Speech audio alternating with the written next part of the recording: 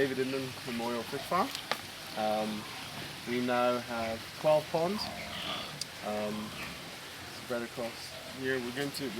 We were going to finish at 12, but we decided to put 2 more as hatchery ponds, just little ones. I'll show you a little bit later. This was the very first pond that we did in 2009. In 2009? Yeah, 2009. Yes, 2009. And we've expanded as we've got more and more fish. We've expanded out to cover all 12 ponds now.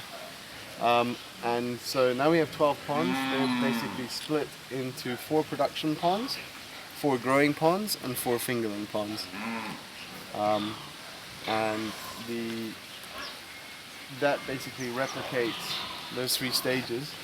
Basically, I don't know what fingerling is. What's a fingerling pond? Fingerlings are baby fish. Okay. So in the fingerling ponds we'll have parent stock. So you'll stock at the ratio of 3 to 1. So you'll have say you have 150 fish. You'd have in the pond you'd have say you had 200 fish. You'd have 150 females and 50 males. And each female produces, she lays 1 batch of eggs a month, roughly, of about 400 eggs. And she'll breed for 7 months, 7-8 months of the year. Sometimes more. This year actually we've had fingerlings for the first time hatching the whole way through the year, and that's never happened before. It's been a warmer year this year. So those 3 stages, the fingerling, the grower, and production, basically represents 2-month stages. So the fish will be in fingerling ponds for 2 months, move to the growing ponds for 2 months, and then into the finishing production ponds for 2 months. And after 6 months, they're harvested.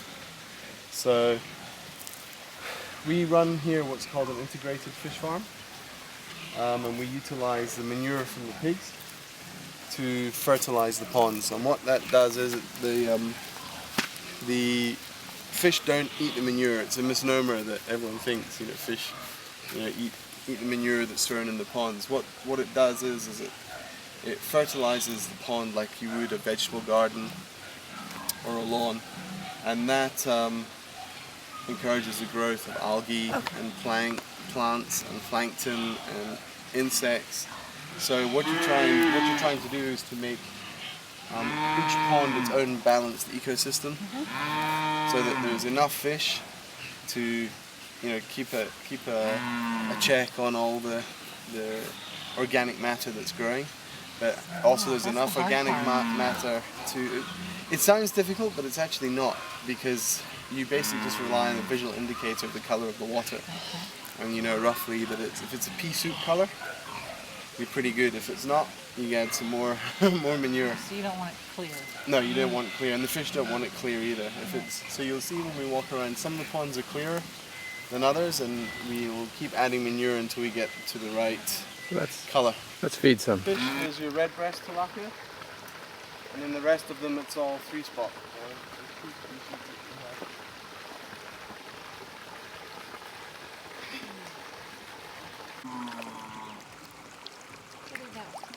Palm size.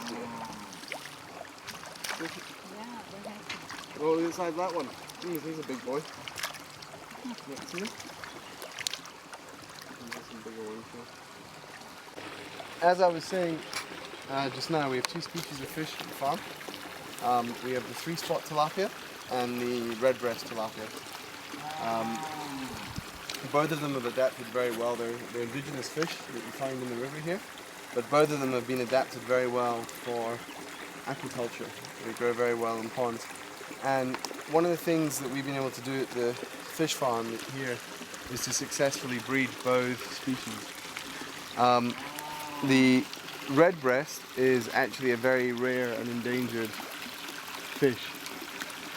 It's actually quite seriously under threat from alien species, because the alien tilapia, the Nile tilapia, the Israeli tilapia, the Mozambican tilapia, which are generally used for aquaculture, are able to mate with these red breast. And through escapees from fish farms, further down the river and across the rest of Africa where you find the redbreast, what you're actually having is the actual purebred species is dying out.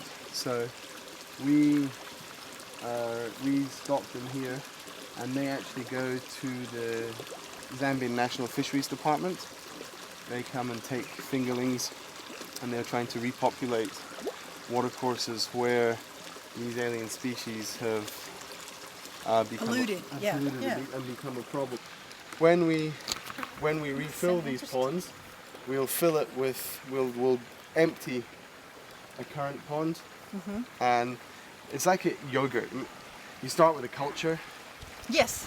It's exactly the same principle. So you pump. Or bread when you use Yeah, yeast. exactly. A starter. So yeah, it's a starter, exactly. So you we'll pump from here into here till it's about a third full, and then we'll put fresh water in on top of that, and that fresh, and then within 2 days it's perfect, and you can introduce fish immediately. Whereas if you just put it in clear water, you keep adding the manure until the bacteria kicks in and starts changing the water quality.